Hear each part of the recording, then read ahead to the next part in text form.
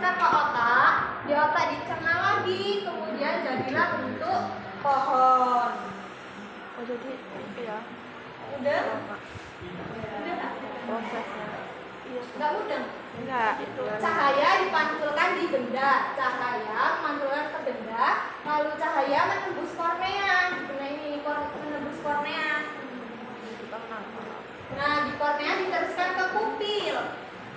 Dari pupil terus cahaya difokuskan lagi ke lensa nih. Nah, di lensa ini cahaya lanjut lagi, jatuh tepat di bintik kuning. Lalu terbentuk bayangan bersifat nyata atau terbalik dan diperkecil. Dia diperkecil dan terbalik di sini. Lalu fotoreseptor meneruskan sinyal cahaya melalui saraf optik. Lalu diteruskan di saraf optik ini. Nah, otak akan membalikan lagi bayangan yang terlihat di retina. Ini otak, lalu ke otak nih. Gambar tadi yang tadinya terbalik itu akan dibalik lagi menjadi gambar yang asli. Jadi di mata tuh nggak langsung kelihatan gini ya, nggak langsung kelihatan nyata. Jadi nanti dia tuh di dalam mata tuh akan terbalik kecil dan terbalik. Ya lu langsung itu ya biasa aja. Memang belum. Kenapa? Kita sampai gini loh, nak. Nih, ini kan sudah matahari. Kita lihat pohon. Pohon ini ini kan dipantulkan ke apa kita bisa tadi. Nah, kita kan melihatnya gimana? Nah, ini kan cahaya memantulkan. Terus kemana cahaya menembus kornea ini? Nah, dari kornea teruskan ke pupil. Mana yang pupil ini kan? Dari pupil kita terus diteruskan ke cahaya diteruskan ke lensa. Ini loh. Dari lensa saya jatuh ke bintik kuning. Tidak saya ada di bintik kuning. Dari bintik kuning terbentuk bayangan bersifat nyata. Disinilah nyata. Oh itu kosong berdiri. Oh dianya likunya daunnya banyak, daunnya sedikit. Dari sini kita nyata, kita ketahui dia itu kan berbentuk bayangan bersifat nyata, terbalik dan diperkecil. Jadi ini apa? Prinsip ibu ini kan kita lihat ini. Nah di mana tadi dia letaknya di sini dulu dia itunya kan ini dia kembali bahwa di sini. Nah, so dia dikecilin tapi gede jadi segini. Kita lihat masuk dia ke fotoreseptor, masuk ke foto ini kita foto tadi foto dia kita meneruskan suatu sinyal cahaya ke saraf optik. Ada saraf optik yang di bagian mata. Nah, saraf optik. Nah, dari saraf optik di sini dia teruskan ke otak. Di otak itulah kita ketahui membalikkan bayangan tadi, bayangannya kayak gini kan, dibalikkannya lagi. Nah, dari otak dia masuk lagi ke retina. Dari retina kita ketahui baru kelihatan hasilnya. Inilah jalan penglihatan kita.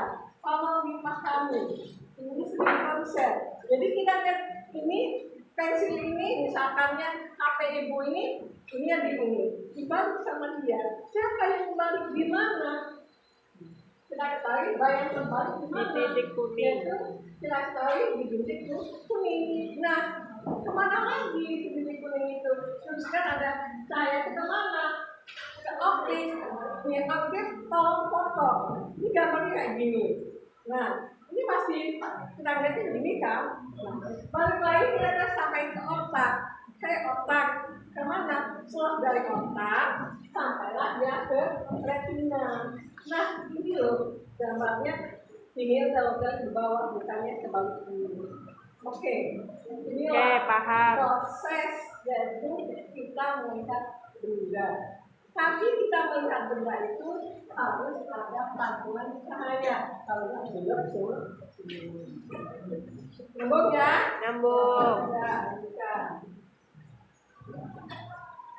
Misalnya loh Kak, ngobrol-ngobrol yang tidur. Ya. Oke, selanjutnya indera pendengaran akan disampaikan oleh Kak Muklas. Ini kalau mau boleh, kalau tidak tolong semuanya, tidak tolong sama sekali. Saya ambil juga bisa. Baik, Assalamualaikum warahmatullahi wabarakatuh. Waalaikumsalam warahmatullahi wabarakatuh. Bangun, masih semangat? Masih semangat? Masih.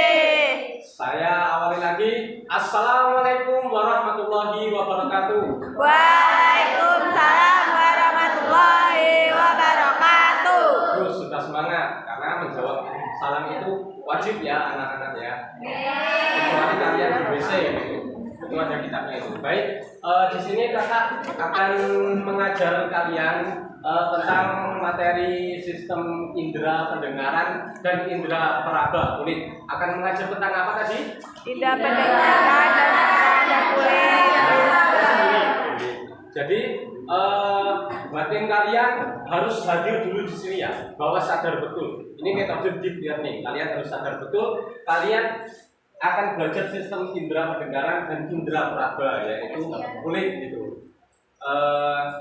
Jadi nanti kalau kakak mendengarkan, kalau sekiranya penting dicatat, kalau sekiranya apa itu kurang penting ya kalian boleh lewatkan dulu. Tapi mau nggak mau nanti di rumah harus bisa mengerjakan LKPD-nya. Paham kan? Nah, baik selanjutnya. Kak. Gitu Kak. Aduh. Gitu Kak.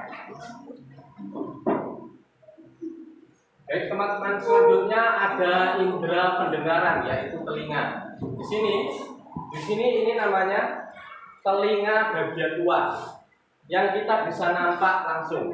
Ini daun telinga, ini namanya daun telinga ya. Nah, terus kemudian ini namanya saluran telinga yang biasanya kita korek-korek kucing gitu. Ini kelihatan ya kalau bisa telinga. Kemudian di sini ada bagian luar telinga yaitu daun telinga, opina, tersusun atas tulang rawan elastis mungkin ya, yang mengumpulkan gelombang suara. Ini kan tulangnya elastis ya. Jadi ini mengumpulkan gelombang suara tentunya. Daripada kamu nutupin telinga gini, nutupinnya terus sambil gini, jadinya rapet banget. Itu lebih nggak kedengaran lagi yang kayak gitu. Lebih nggak kedengaran lagi. Nggak kedengaran lagi. Coba kamu nanti praktekin di rumah. Kemudian ada saluran telinga, tomiatus, menghasilkan serumen yang berfungsi untuk menangkap debu dan mencegah masuknya serangga kecil. Kemudian ada fungsi meneruskan gelombang suara dari daun telinga ke gendang telinga ya nantinya ya. Kalian pernah nggak numpak naik motor dari jauh kemudian helmnya dilepas? Pernah. Kira-kira pendengaran di situ agak terganggu nggak? Ya. Sama kamu lepas helm? Nggak berisik ya, itu karena tekanan udara dalam helm dan tekanan udara di luar itu sebenarnya berbeda. Jadi kita bersusun-susunan dulu seperti ini ketika apa itu habis lepas helm, agar supaya telinga kita nantinya bisa mendengar dengan baik. Kemudian di sini kan berfungsi untuk menangkap debu dan mencegah masuknya serangga, menghasilkan serumen. Nah jadi kalau kita apa itu, kalau kita menggunakan korek kuping ya itu nggak boleh lebih dari seminggu 2 kali. Seminggu 2 kali itu udah paling maksimal gitu. Karena kelenjar dalam saluran telinga kita itu ada fungsinya tersendiri. Kalau bersih banget nantinya malah kedepannya bisa bikin budut gitu. Ya jaga kesehatan telinga dengan benar ya. Baik, Selanjutnya ini ada gendang telinga. Ini gambarnya yang diperbesar ya. Tadi gambar tadi kan kalian melihat dengan gambar yang masih kecil ya. Ini gendang telinga. Oh ternyata bentuknya apa ya? Seperti apa ini? Atasan trompet mungkin ya. Ini gendang telinga. Kemudian ini ada tulang martil, ini tulang martil. Kemudian di sini ada tulang sanggurdi. Kemudian di sini ada tulang sanggurdi. Ini selanjutnya nanti. Jadi gendang telinga ini teman-teman, yaitu pembatas telinga luar dan telinga tengah. Jadi kalian jangan heran nanti kalau nemu buku, loh kak, gendang telinga itu kok di buku yang satunya ada yang telinga bagian luar, terus di buku satunya lagi gendang telinga itu termasuk bagian tengah telinga. Ya itu semuanya benar, karena gendang telinga itu perbatasan antara telinga luar dan telinga tengah. Jadi jangan heran. Kemudian setelah suara tadi melewati gendang telinga, mereka itu menangkap gelombang suara yang akan mengubahnya menjadi getaran suara. Nanti getarannya ke tulang martil, tulang landasan, dan tulang sanggurdi. Ketiga ini sama-sama mengarahkan getaran dari membran timpani. Membran timpani ini gendang telinga. Nantinya ke selanjutnya coba. Nantinya tiga tulang ini martil, landasan, sanggurdi ini mengarahkan getaran dari membran timpani gendang telinga tadi, getaran yang akan diubah menjadi suara ke saluran koklea kalau nggak salah. Kalau yang di slide selanjutnya gitu.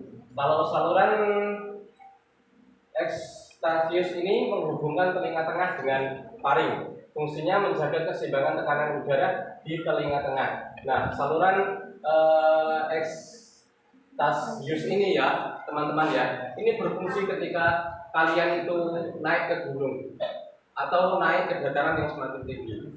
Karena semakin datarannya tinggi, semakin besar tekanan udaranya. Kalau kita tidak memiliki saluran eustachius, nanti malah sakit telinganya.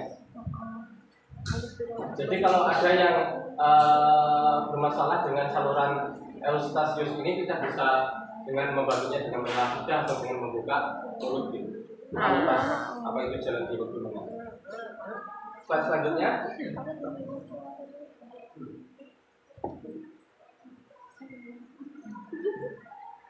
Nah, selanjutnya ya, dari membran timpani tadi, teman-teman, tulang martil, tulang landasan, dan tulang sanggurdi tadi, nanti diarahkan ke koklea gitu. Koklea ini fungsinya ini dia bentuknya seperti rumah apa ini? Rumah siput. Ya, rumah siput. Karena dengan bentuknya seperti rumah siput ini, dia kecil tapi di dalamnya banyak sel saraf pendengaran yang nantinya bisa membantu kita untuk membedakan suara orang ini kecil atau besar, ini suara keras atau apa itu kecil gitu. Kalau vestibula sama ini nama ilmiahnya saluran setengah lingkaran, ini hanya membantu apa itu keseimbangan. Nanti di slide selanjutnya ada. Baik, slide selanjutnya. Nah, ini tadi yang lebih rinci tadi ringkasannya. Kalau mau dicatat, kalau tidak ya dengarkan dulu. Kemudian tadi kan ada daun telinga menangkap gelombang suara dari lingkungan dan mengarahkannya ke saluran telinga seperti corong yang menangkap suara. Ya. Kemudian saluran telinga mengarahkan gelombang suara dari daun telinga menuju gendang telinga, juga melindungi bagian dalam telinga dari debu dan kotoran dengan bantuan rambut-rambut halus dan kelenjar penghasil serumen minyak telinga. Jadi kalau kalian sudah dewasa, tentu telinganya ada rambut ya. Tapi kalau belum balik masih kecil, mungkin belum ada. Kemudian gendang telinga atau membran timpani bergetar saat terkena gelombang suara. Getaran ini diteruskan ke tulang-tulang kecil di bagian telinga tengah ya, seperti tulang martil, tulang landasan. Ini kan urutnya ini, getaran gendang, ke tulang martil, landasan, dan kemudian lebih sembunyi. Ya, selanjutnya. Nah, ini ke tulang sanggurdi, tulang terkecil di tubuh manusia, meneruskan getaran ke bagian telinga, tepatnya berupa siput koklea. Nah, ini organ utama yang bikin kita bisa mendengar itu koklea, menghubungkan telinga tengah ke tenggorok. Ini ya, koklea ini mengubah getaran suara menjadi sinyal listrik yang bisa dikirim ke otak melalui saraf pendengaran. Inilah bagian utama yang membuat kita bisa mendengar.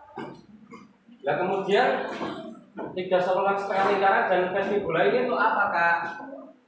nggak batu ya, ini cuma menjaga keseimbangan dalam tubuh bergerak, berputar, mendeteksi posisi kepala terhadap gravitasi.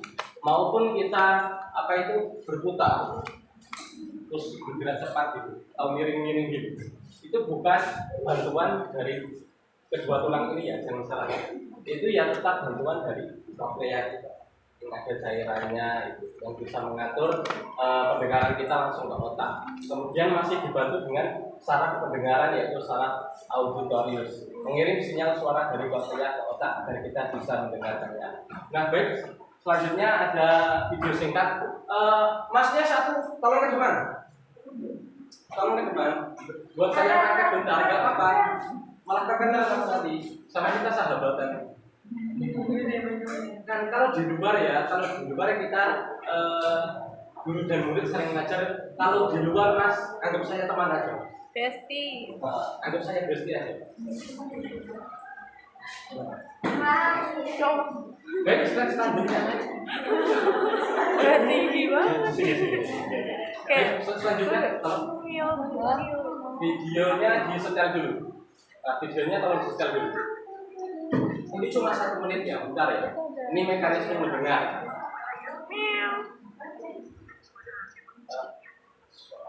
Suaranya Pakai speaker nggak? itu ada kak.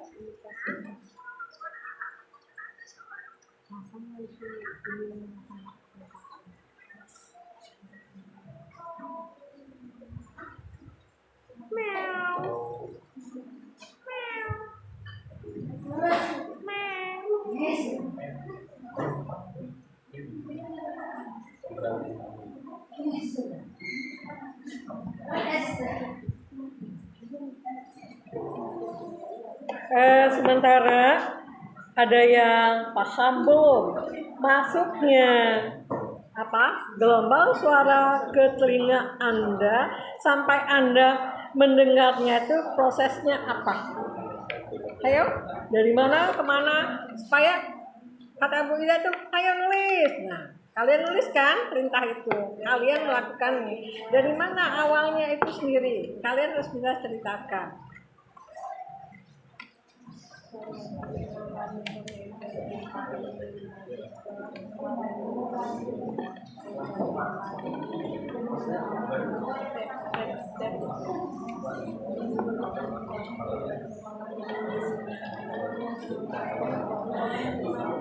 Ini makanya saya tuh nggak mau itu, Mbak.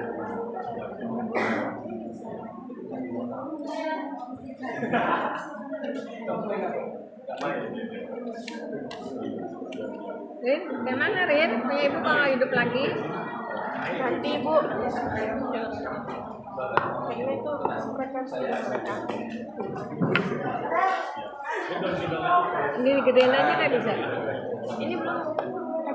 Mana belum di itu? Mana sih suara? F. F4 ya? F3. Mana deh? Ini ya? Ini bukan sih? Iya. Coba. Ini kok nggak jalan? Nggak ada. F berapa ibu ke tempat ibu ini? Apa ini?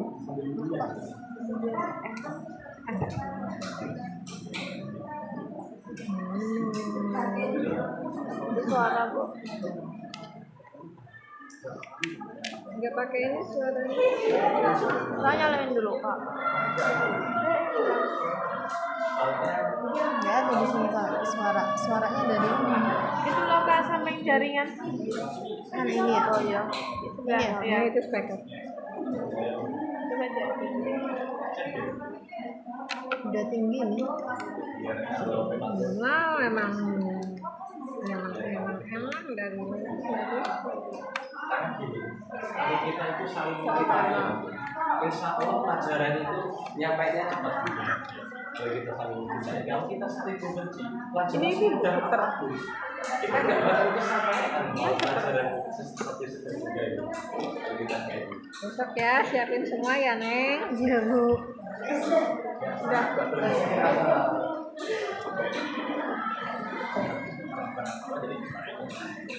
Mahal belum itu sih.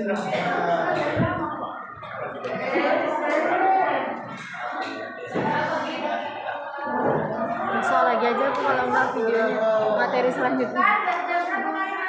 Udah, kita materi selanjutnya. Hapus. Ya lo Bu. Seumpamanya nggak bisa, Bagi itu aja. aku Hari terangin Selasa aja. kan. Aku terangin aja Peraba langsung. belum diterangin nggak Bu? Langsung terangin aja tanpa suara bisa kok. Iya. Yang video tadi. Boleh. Ya terserah kalau Barbara? boleh kan cuma sebentar. Yo, Langsung yaudah, lanjutin ya. aja. Kita nggak bisa.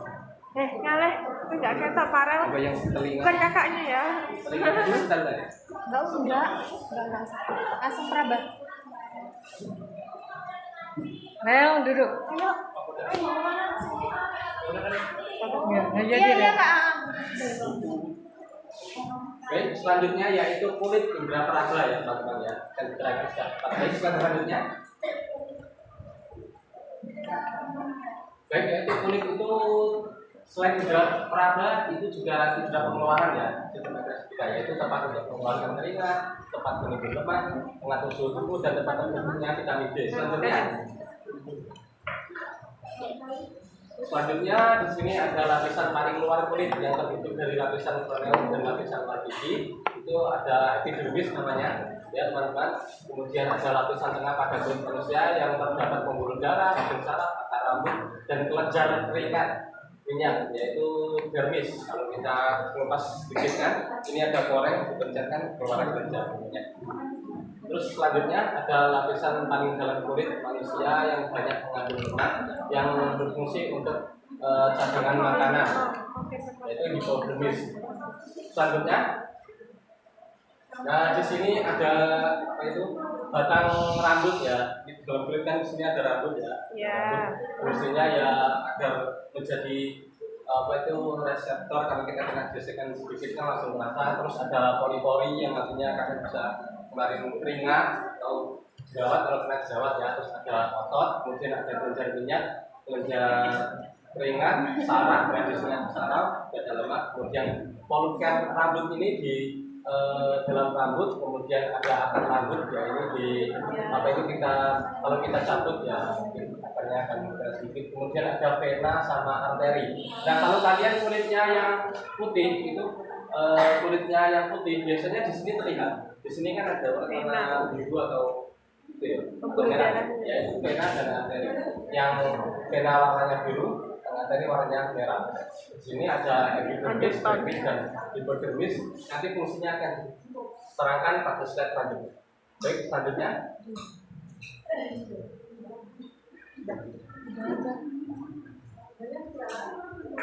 Baik, cuma tinggal 2 slide terakhir itu tadi videonya kalau mau dicatat. Udah, itu nanti buat PR. Mau istirahat Kak. Oke, selanjutnya di sini kakak akan bagikan LKPD. Di sini kan jumlahnya ada 36 siswa ya. Dibagi